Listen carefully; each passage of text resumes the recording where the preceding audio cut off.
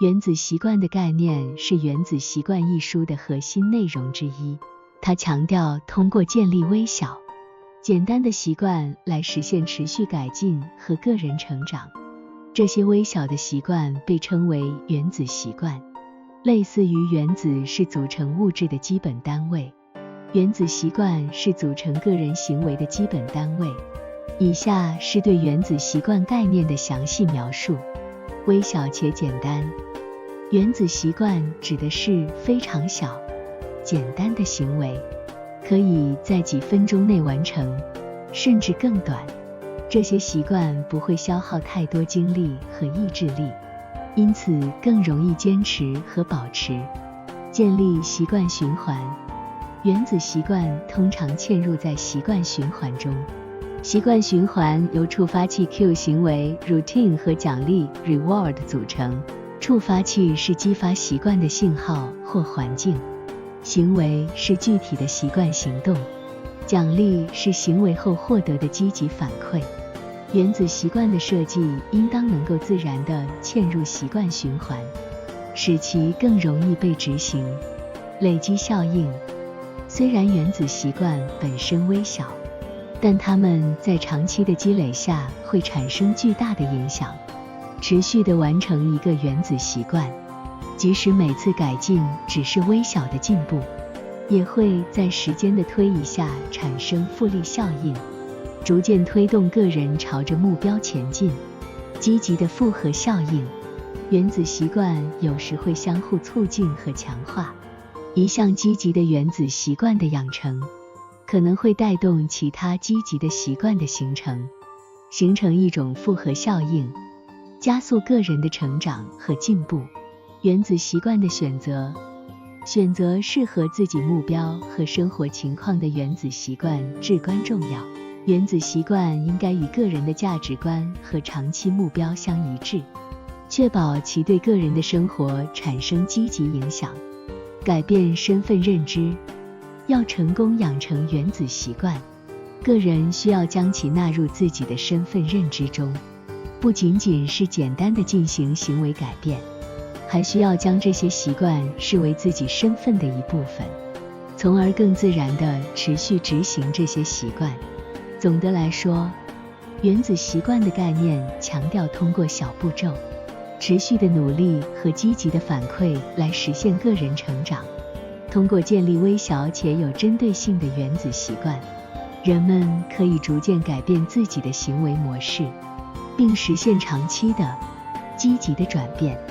这种方法有助于克服大目标的挑战，让个人更容易坚持和取得成功。习惯循环是《原子习惯》一书中的重要概念，它是习惯形成和执行的基本模式。了解习惯循环对于改变和养成习惯至关重要。习惯循环由3个关键组成部分组成：触发器 Q、行为 routine 和奖励 reward。以下是对习惯循环的详细描述。触发器 Q。触发器是习惯循环的第一个阶段，也称为提醒，它是激发习惯行为的信号或事件。触发器可以是外部的，如特定的时间、地点、人物或情境，也可以是内部的，如特定的情绪、想法或身体感觉。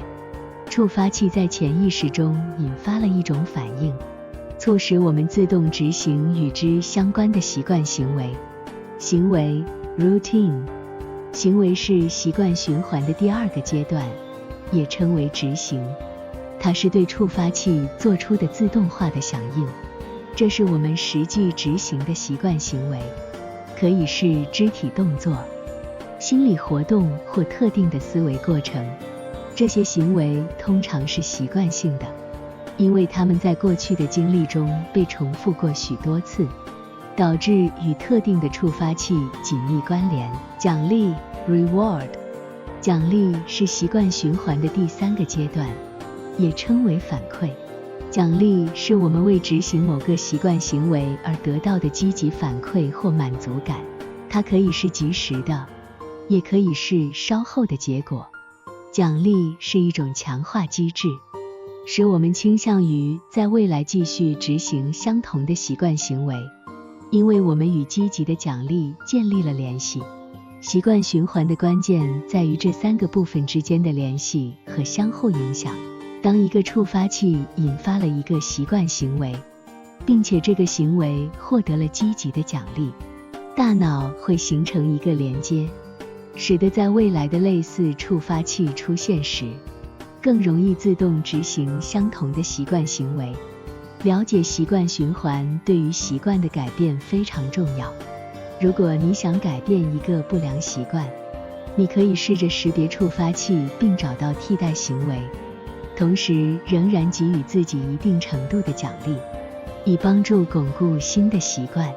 相反，如果你想养成一个良好的习惯，你可以创造有利于触发器出现的环境，以便更容易自动地执行习惯行为，并获得适当的奖励来增强该习惯的形成。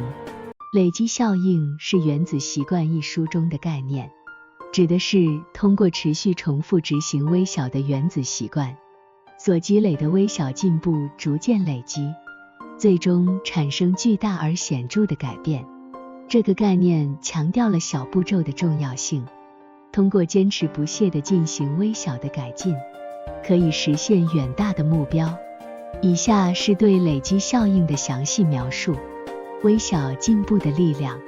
累积效应的核心是将重点放在每天的微小进步上，而不是试图一步到位达到巨大的目标。即使每次的改进只是微不足道的，长期的持续改进能够产生非常显著的结果。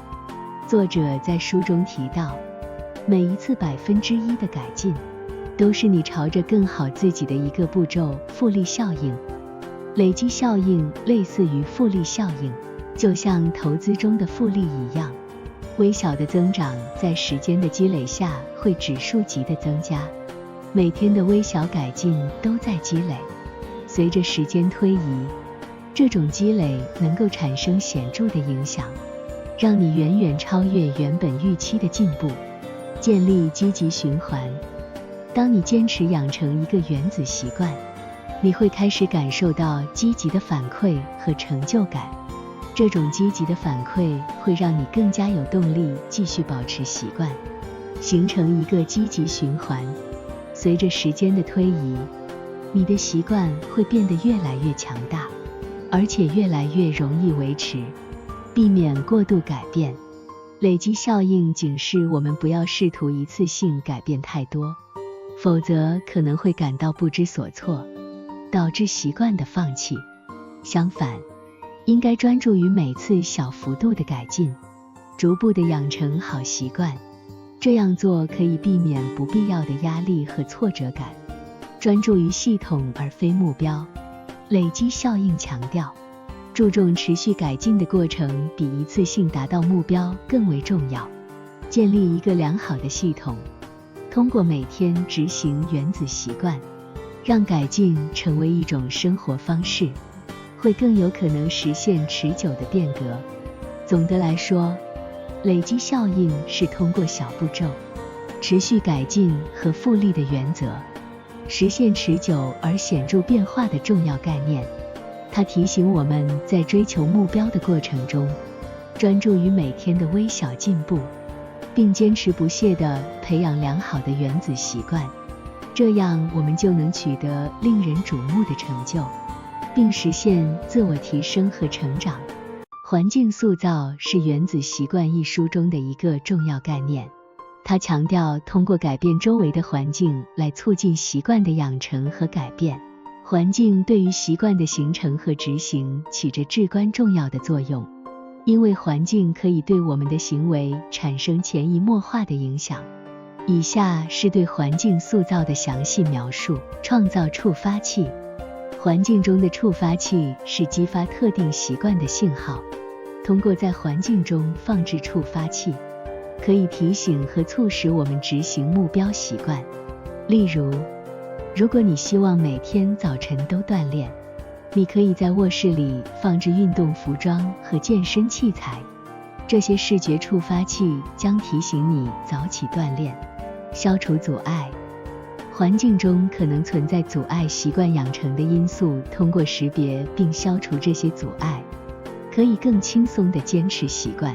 例如，如果你希望少吃零食，可以把零食放在不容易看到或到达的地方，减少被诱惑的可能性，设计可见性和易用性，将目标习惯所需的物品和工具放置在易于看到和使用的地方，可以增加习惯执行的便捷性。如果你希望每天读书，可以在桌子上放置一本书，提醒自己阅读时间的安排。社交影响，环境中的社交因素对习惯的养成也有影响。与支持你目标的人一起生活或工作，能够提供积极的社交影响，让你更容易坚持习惯。相反，如果周围的人都不关心或不支持你的目标，可能会对习惯形成产生阻碍。创造仪式和习惯空间，设计一个适合习惯养成的专属空间，可以帮助你将习惯和特定环境联系起来。例如，如果你希望养成写作习惯，可以在家中创造一个专门的写作角落，让自己更容易进入写作状态。环境塑造的关键是让环境支持你的目标习惯，同时减少不利于习惯养成的干扰因素。通过创造有利于习惯形成的环境，可以提高习惯的执行力和坚持力，使之成为日常生活的一部分。环境塑造与内在意愿和动力相结合，共同推动习惯的养成和持续发展。原子习惯的层叠效应是《原子习惯》一书中的一个重要概念，指的是成功养成一个原子习惯后，它可以成为其他习惯形成的基础，从而产生连锁反应，带动更多积极的行为模式。这种连锁效应可以让你在多个方面实现积极的改变，从而全面提升个人生活和表现。以下是对原子习惯的层叠效应的详细描述。培养成功的原子习惯。首先，你需要选择一个具体的、可行的原子习惯，并专注于养成它。这个原子习惯应该与你的目标和价值观相符，并且在日常生活中相对容易实施，建立自信和动力。一旦你成功地养成了一个原子习惯，你会感受到自信和满足感。这种成功体验会增强你改变其他习惯的动力和信心，因为你知道自己有能力坚持并取得进步。连锁反应。成功的原子习惯会产生连锁反应，它会对其他相关习惯产生积极影响。例如，如果你成功地养成了每天早晨锻炼的习惯，这可能会改善你的身体健康和精力水平，从而促使你更容易养成其他健康相关的习惯，比如健康饮食和良好的睡眠习惯，形成积极的循环。不同的原子习惯之间相互加强，形成一个积极的循环。每个习惯的养成都为其他习惯提供了更有利的环境，从而使整个习惯体系更加牢固。多维度成长。通过原子习惯的层叠效应，你可以在多个方面实现成长和进步。这种多维度的成长可以让你在个人、职业、健康等各个领域取得积极的变化。通过原子习惯的层叠效应，你可以实现全面而持久的改变。重点是专注于一个原子习惯的养成，并让其成为其他习惯形成的基础。在成功培养了一个习惯后，你会发现养成其他习惯变得更加自然和顺利，从而推动你走向持续的成长和进步。对抗习惯的阻力是《原子习惯》一书中的重要主题，它涉及到克服不良习惯或改变现有习惯时可能遇到的挑战。作者詹姆斯·克利尔提供了一些方法来应对习惯的阻力，使人们更有可能成功地改变和培养习惯。以下是对抗习惯的阻力的详细描述。逆向原子习惯。逆向原子习惯是一种针对不良习惯的策略，它是指将不良习惯的触发器、行为和奖励替换为积极的选项，从而阻止不良习惯的执行。例如，如果你习惯通过吃零食来应对情绪压力，你可以尝试将这个习惯逆向，改为通过做深呼吸或进行冥想来应对情绪。制定应对计划。面对触发习惯的特定情境，制定应对计划是非常有效的。这意味着提前计划好应对触发器的方法，以防止陷入自动执行不良习惯的状态。例如，如果你知道在压力大的时候容易咬指甲，可以预先准备一些手指按摩或其他方式来应对压力，从而避免咬指甲。识别并解决拖延。拖延是习惯的一个常见障碍，要对抗拖延，可以使用2分钟规则，即将习惯分解成一个小到可以在2分钟内完成的任务，这样你可以更轻松地开始执行习惯。克服拖延的倾向，增强自我控制。自我控制是对抗习惯阻力的重要能力。要增强自我控制，可以通过练习冥想、意志力锻炼和规律作息来培养更好的自我控制能力。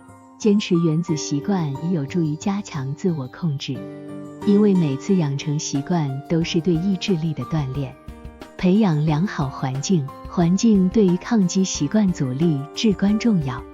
创造一个支持习惯养成的环境，消除不良习惯的触发器，同时增加积极习惯的触发器，可以更容易坚持和改变习惯。坚持和恢复。克服习惯阻力需要坚持和恢复，不要因为一次失败而灰心丧志，要学会从失败中学习，并继续努力。恢复并重新开始坚持原子习惯非常重要，它会帮助你渐渐养成新的积极行为模式。总的来说，对抗习惯的阻力需要采取积极的策略，包括逆向原子习惯、制定应对计划、识别并解决拖延、增强自我控制以及培养良好环境。通过坚持养成良好的原子习惯，并采取有效的策略，你可以成功地改变不良习惯，实现积极而持久的个人成长。在《原子习惯》一书中，重设身份是指通过改变对自己的认知和身份认同来实现习惯的持续改进。这个概念强调，要想真正地改变自己的行为，不仅需要关注具体的习惯行为，还需要思考自己所认同的身份以及对自己的内在定义。以下是对重设身份的详细描述。定义身份。身份是我们对自己的认知，是构成我们自我概念的一部分。我们往往会把自己归类为某种类型的人，比如运动员、艺术家、学者等等。这些身份定义会影响我们的行为，因为我们倾向于与自己所认同的身份保持一致。习惯与身份的关系。习惯与身份密切相关，我们的习惯反映了我们是什么样的人。如果你认为自己是一个健康的人，你很可能会有与健康相关的习惯。如果你认为自己是一个学习者，你很可能会培养学习的习惯。因此，改变习惯需要同时改变对自己的身份认同。重设身份的过程。重设身份并不是一蹴而就的过程，而是一个渐进的过程。你可以通过一步步地改变自己的行为来逐渐重设自己的身份认同。例如，如果你想成为一个更积极的人，你可以从每天做一些积极的事情开始。随着时间的推移，你会越来越认同自己是一个积极的人。自我对话和内在认知。自我对话和内在认知对于重设身份非常重要。你要开始告诉自己你是想要成为的人，而不仅仅是描述你目前是什么样的人。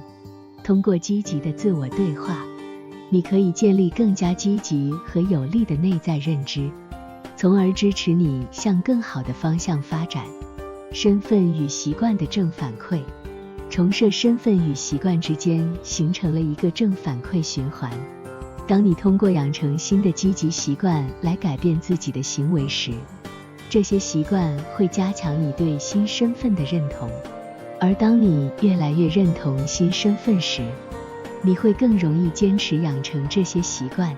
总的来说，重设身份是通过改变对自己的认知和身份认同来支持习惯的持续改进。通过逐步改变行为，进行积极的自我对话和培养有力的内在认知，你可以实现更积极的身份转变，并更容易养成新的积极习惯，推动个人成长和发展。在《原子习惯》一书中，追求持续改进而非短期目标是作者提倡的一种习惯养成策略。传统上，人们常常将目标设定为短期的、具体的成就，然而这种方式可能导致人们只在实现目标时才感受到满足感，而忽视了日常持续的改进的重要性。相比之下，追求持续改进的思维方式更加注重习惯的养成和日常行为的重要性，这样可以更稳健地实现个人成长和目标。以下是对追求持续改进而非短期目标的详细描述。关注系统而非终点。传统目标常常侧重于实现特定的终点或结果，然而，当一个目标达成后，人们可能会陷入终点幻觉，失去动力去持续改进。相比之下，追求持续改进关注的是系统和日常的习惯，而不仅仅关注最终目标。这使得个人更加专注于改进过程，不断寻求进步，而不是只看重终点。重视原子习惯。追求持续改进强调原子习惯的重要性，将目标拆解为小的、可行的原子习惯，逐步实现每个小目标，这样更容易坚持和保持改进的动力。每个原子习惯的养成都是对持续改进的一次贡献。关注过程和积累。追求持续改进注重的是过程和积累，每天都以微小的进步为目标，长期积累这些进步，会产生复利效应，带来更大的成果。这种持续改进的过程是不断向前发展的动力源泉。培养成长思维。追求持续改进鼓励培养成长思维，即相信自己的能力可以通过努力和学习不断提升。这种思维方式让人们更愿意尝试新的方法，从失败中学习，并不断改进自己的习惯和行为，享受成长过程。追求持续改进的人更能够享受成长的过程，每一步小进步都成为一个值得庆祝的里程碑，不断地激发内在的满足感和动力，从而更加坚定地追求持续改进。总的来说，追求持续改进而非短期目标，是一种更加有益和可持续的习惯养成策略。通过关注系统、原子习惯和过程，培养成长思维，享受成长的过程，人们可以更好地实现个人成长和目标，持续地提升自己的能力和表现。